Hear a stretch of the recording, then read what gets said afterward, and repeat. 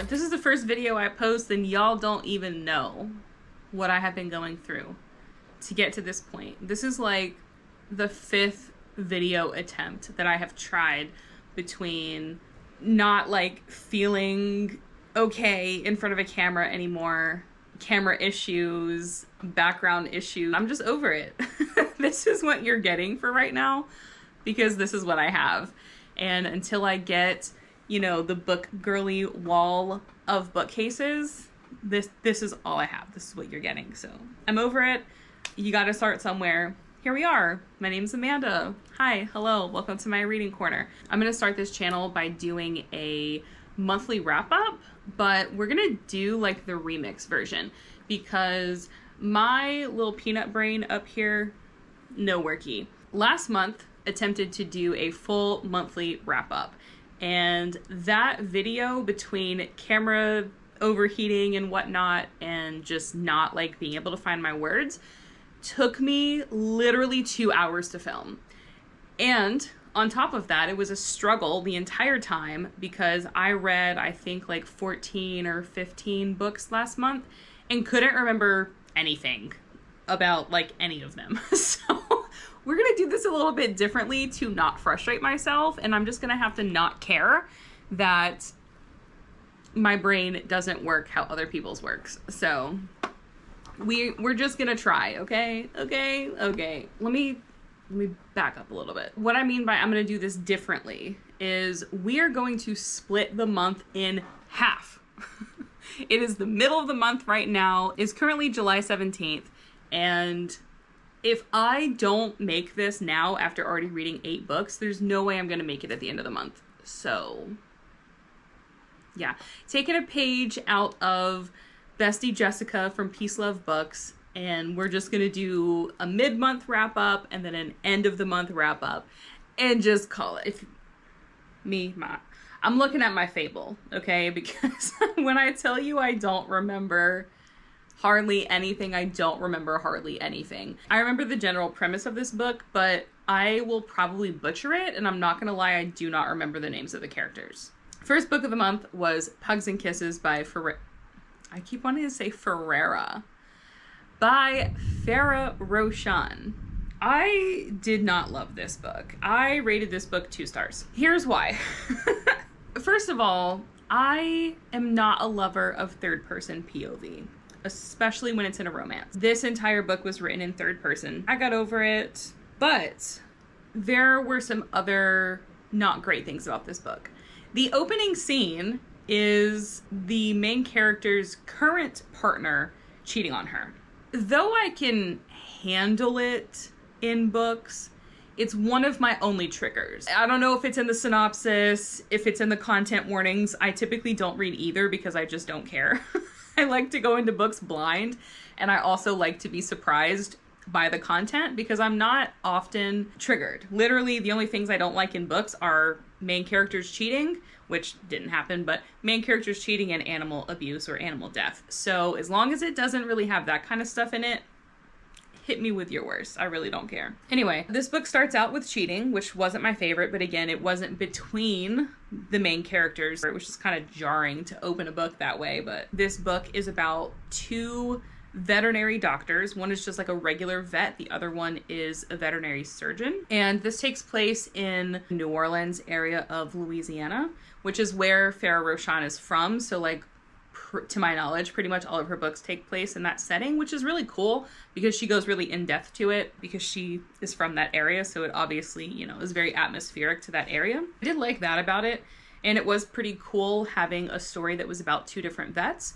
However, that's pretty much where me liking the book ended. The general premise is that you've got Evie, who's the veterinary doctor, and then you've got Bryson, who's the veterinary surgeon. They knew each other, I believe, back in college, and they had some sort of like a summer fling, and then I don't even remember what happened to their original relationship. Anyway, it didn't work out, and she ended up dating that guy's lab partner and ended up being with him for a really long time, like a really long time. Like they've been out of college for like almost 10 years. In their current situation, like when she finds him cheating on her, they've been engaged for 4 years. So she's like, WTF, obviously. She is working with him at his clinic. So she ends up having to leave the clinic and, you know, go do something else and work at a different place. She ends up volunteering a lot more at this local shelter.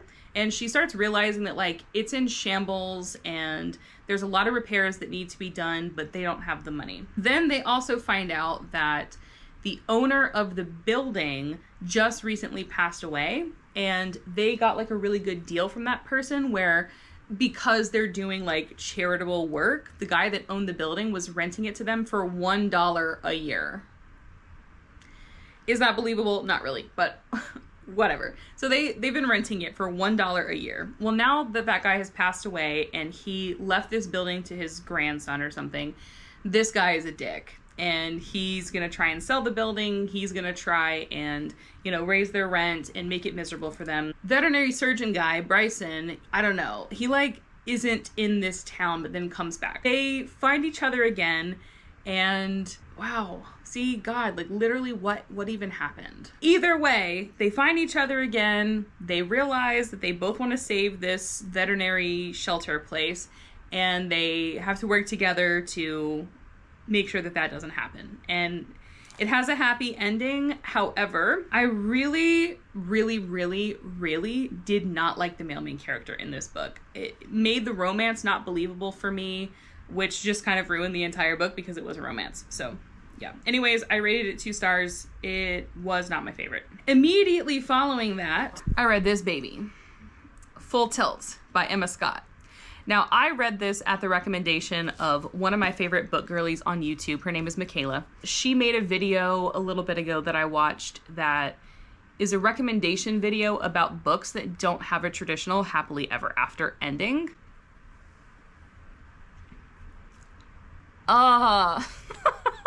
I'm like, why did I decide to read this? It was really, really, really good. Trust me, I rated it 5 stars.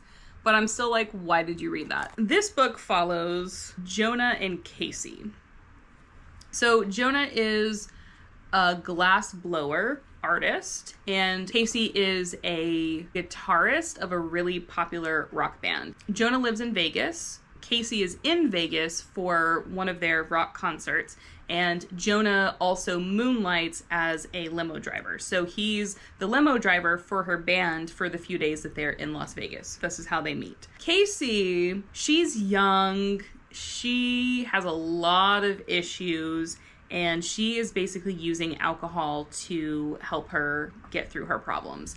And one night after the show, she is so drunk that Jonah sees her and like feels really protective about her and decides like, you know, your friends can find their own way home. I'm gonna take you home so I make sure nothing happens to you, because he's worried that obviously someone's gonna take advantage of her. So he's like, I'm gonna take you under my wing and make sure you get home safely. On the way there, he decides instead of taking her to the place that their band is staying, he doesn't want her to get hurt. He doesn't take her there. He takes her back to his house. That way he can make sure that she is 100% safe. The next day when she wakes up, she's obviously like, WTF, who are you? How did I get here? Like, what happened? Did we sleep together? And he fills her in and is like, no, nothing happened. Like, I'm just a good person. I just wanted to make sure that you got home safely. Over the span of like a couple of days, they spend more time together because she ends up staying at his house for a few more days to essentially kind of like clean her act up before they continue going on tour, because after hearing him talk about her problems and whatnot, she kind of realizes like, oh shit, like maybe I do have a problem. Over those few days that they end up spending more time together, they kind of start to fall for each other. Then she has to leave because now she's under contract to finish out like the last 28 tour dates of their tour. So she's like, you know, I don't really know what to do. Like I have to leave. I don't know that I have any other choice. However, I think maybe they go through a couple of weeks maybe of being apart, and she realizes that A, she doesn't want to be away from Jonah, and B, she just doesn't really like want to be there anymore. She doesn't love being a rock star anymore. She doesn't want to be in the limelight. She doesn't want to deal with like the drinking and the drugs and the crazy lifestyle that comes along with this. She just wants to kind of like, you know, settle for a little bit. So she makes a decision to break her contract and go back to Las Vegas and kind of start over. So she starts working at a casino bar, which, you know, it's kind of a weird job for somebody trying to get sober, but whatever. So she starts doing that. They get to spend more time together. You know pretty early on why this doesn't have a happily ever after ending. Jonah, our male main character, he recently, like in the last year, had a heart transplant because he has some sort of like autoimmune issues, and then he also had heart failure originally, so he did get a heart transplant. However, over the span of the last year, his doctors have been, you know, continuing to do tests on his new heart and things like that to see how things are going. And his body is essentially slowly rejecting this new heart. So whatever autoimmune disorder he has is still attacking this new heart. So unfortunately, even though he had this transplant, he's still not in a good place health-wise. Let me just say this real quick. There are spoilers ahead. Please skip if you don't want to hear the literal words that are about to come out of my mouth. So he finds out that he doesn't have very long to live, and he eventually shares that information with Casey. And Casey obviously decides that she's gonna drop everything and make sure that she spends as much time with him that he has left. Oh, this is gonna make me cry. This book was heart-wrenching. Oh my God. Like, complete opposite of the first book I talked about. I believed this romance through and through. These two people were meant to be together, and it is heartbreaking that they had their time cut short. Now, I will say, I love this book. Again, I rated it 5 stars. It was amazing. The audiobook is what I listened to, which was also amazing. And there's a second book. What? That's crazy. How could there be a second book? Jonah dies at the end of book 1, and you kind of have an inkling as to why there's a second book. That's because Jonah has a brother. And I assume this second book is between Casey and his brother trauma bonding over the fact that Jonah passed away, and then they have a romance. Yeah, I haven't started the second one yet just because I needed a break. Like, I thought if I had had the second book literally right there when I finished the first one, I would have went straight into it. But after having like a couple of days to sit and think about it, I was like, I'm not emotionally prepared. This man just died. He just died, and you're gonna get with his brother?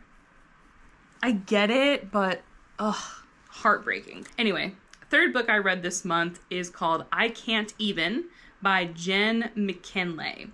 So this was also an advanced listener copy that I got from NetGalley. And this one I rated 3 stars, but it was a very like rocky 3 stars. Like, I don't know if I can fully give it 3 stars, but it's being generous. So this story follows Julia and Liam, and it's a second chance romance. They dated previously, like when they were in high school, broke up for probably one of the most bizarre reasons I've ever seen in a book ever. It was honestly like unbelievable what made them break up. My issue with this book, why I say the 3 stars is generous, is because the reason that they broke up was so wild. On top of that, when they broke up, the female main character, like, she was the one that initiated the breakup, so they were like together. You find out that, spoiler, you find out way towards the end of the book the reason they broke up and the emotional impact as to why that was so horrible. Liam, literally right before they broke up, asked her to marry him. And she had this other stuff going on, and she was like, bye. Like, she just up and left with his best friend. Now, what you assume happened, he also assumed happened, but it didn't happen. However, the best friend and the female main character for 10 years did not say anything to him, didn't let him know that they were leaving, didn't tell him why they were leaving, and didn't stay in contact or attempt to contact him throughout this entire 10 years.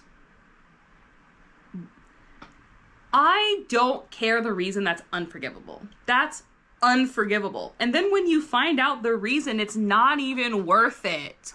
No, absolutely not. I put in my review that this was not a romance. To me, it read more literary fiction, women's fiction. Yeah, because it wasn't a romance. The main characters weren't even together enough in this book for it to be considered a romance. It was just not good. The next book I read was a DNF. This was The Carver by Penelope Sky. This, first of all, is the second book in a series, and I didn't know that. I got this as an ALC from NetGalley. Technically, you can read it without reading the first one, but I learned the hard way when I first started it that there was more to the story, and it obviously, would have made more sense had I read that first book, because this one starts out with the female main character getting divorced from her husband, and she's already with the male main character. So I was like, huh? What did I miss? A lot, apparently, an entire book's worth of information. That's not the reason why I DNF'd this. I DNF'd this because I didn't like either of the narrators in the audiobook, and just the diction that was used was so cringy. The things that were happening were cringy. I absolutely hated it. So, no. The next book that I read, I also gave 2 stars, but it was not a DNF. I kind of wish I would have DNF'd it because it was that bad. This next book was If We Ever Meet Again by Ana Huang. No one could have been more disappointed than me that I did not like this book. You can't see them, but I have the entire Twisted collection at the bottom of this bookshelf, which I read at the very beginning of 2025 and absolutely devoured every single book in that series. I know there's a lot of people who have their opinions. They especially do not like book 1. I loved Twisted Love, and I loved Twisted Games and Twisted Hate and Twisted Lies. They are like top tier romance books for me. I love Ana Huang's writing after reading that series. These books came before the Twisted series. Literally reading them, you're like, this is the same author? First of all, these books are written in third person. Why? Again, why? In a romance, third person is just bizarre. It just is. It works sometimes, and I don't hate it, but it's not my favorite, and it's like an immediate turnoff for me. So that was strike 1. Strike 2, there's cheating in this book by a main character. This book was so messy and not in a good way. Essentially, this book follows Blake and Farah, who end up attending the same study abroad program, and they end up in Shanghai, China. Blake is going to get his business degree, and I believe Farah wants to be some sort of designer, like an interior designer or a fashion designer, something like that. It's kind of supposed to be a forbidden romance because they go to the same school. They're in the same program, and the male main character's like, oh, I shouldn't mingle with anybody in the program. And then they are separated for holiday break from school, and he sleeps with his ex-girlfriend. And spoiler alert, he gets her pregnant. Ana Huang, what were you thinking? A cheating main character who gets another girl pregnant, and you know what the kicker is? This wasn't even the worst part. He never tells her. This book doesn't have a happily ever after. The second book in the series does also continue their story, and I believe might have a happily ever after, but this one was so bad that I don't even care. I don't even care. I also own the last 2 books in the series, and literally as soon as I finished this book, I put these up on my Pango because I was like, get these out of here. I literally do not want to read these. I don't want to look at them. I don't want them in my collection. Miss me with this, Miss Huang. The next book that I read this month was The Favorites. Unpopular opinion incoming. I rated this book 3 stars. What? What? What? What? I know. Listen, again, nobody but me could be more disappointed that I didn't love this book. This book has so many 4 and 5 star reviews. It's actually insane. Its average review is almost a 4.5. That's wild. So many people love this book. So many people have been raving about it that I finally gave into the FOMO. I'm not even going to explain the premise because I'm sure you know what it is. I'm just going to talk about like why I didn't like it. I knew going into this book that it wasn't a romance, so that wasn't my problem. I did actually enjoy the romantic aspect of this book, and though there was not a lot of showing, which was a problem, like there was a lot of telling versus showing, I still felt the connection between Katerina and Heath. But I just feel like there should be more. Like, you literally never got to hear from Heath at all. Not in POV chapters, not in the interviews, nada. Why? That was weird, first of all. Secondly, I felt like this book was way longer than it needed to be. It spanned almost 3 decades, 3 Olympic seasons, and it just at some point got really repetitive. And the whole time I was like, where is this going? What is the point? Obviously, at some point I kind of caught on to like, okay, the goal is for them to win the Olympics, but it didn't seem like that was ever going to be a thing, because at some point they even stopped being partners, and you're like, okay, I don't know what's going on here. So for me, it was just a little too chaotic. The next book that I read this month was Tourist Trap by Morgan Elizabeth, which I rated 4 stars. This was my first book by this woman, and I will be reading like her entire backlist. I absolutely loved her writing. It takes a little bit to get used to because the way that she forms sentences, I feel like, is really strange at times compared to other people's writing. So I did kind of like have to get used to it, but once I got used to it, it was fine. This is a grumpy sunshine between Claire and Miles. They sort of have history. She used to date his brother, who's a narcissistic jerk off, and they end up breaking up. And when they break up, she ends up moving back to her hometown of Evergreen Park, New Jersey, and then ends up going to another nearby town called Seaside Point, which is like a Jersey Shore kind of a little small town. She ends up becoming the head lifeguard for the summer, and Miles is a mechanic, but he's living in his family's old house. Like, his family doesn't live there anymore, it's just him. But I think like somebody died because he inherited the house, and now him and his brother are kind of in a feud over who's going to keep the house. So Miles wants to keep it, Paul is being a dick about it, and when Claire comes into town, she needs a room to rent. So unknowingly, she ends up becoming his roommate. He's not happy about it. He's very grumpy, and she is just a sunshiny person who loves to have fun, and she catches on really quickly that he is more boring than a stick in the mud. Long story short, she ends up breaking him down, and he ends up having fun over the summer, and it's their romance, and it's adorable. I loved it. The last book that I read that I'm going to talk about thus far is Ice Planet Barbarians. I finally gave in to the hype of Ice Planet Barbarians, and listen, I need a Vectol in my life. I rated this book 4.5 stars. This was amazing. It completely exceeded my expectation. This book has like the series that this book is in has like 20 books, and you bet I'm going to read all of them now. I'm not even going to talk about what that's about because my camera's probably about to overheat, but it's been real, y'all. Hopefully you enjoyed this video. If so, please like and subscribe, and I will see you in the next one. Bye!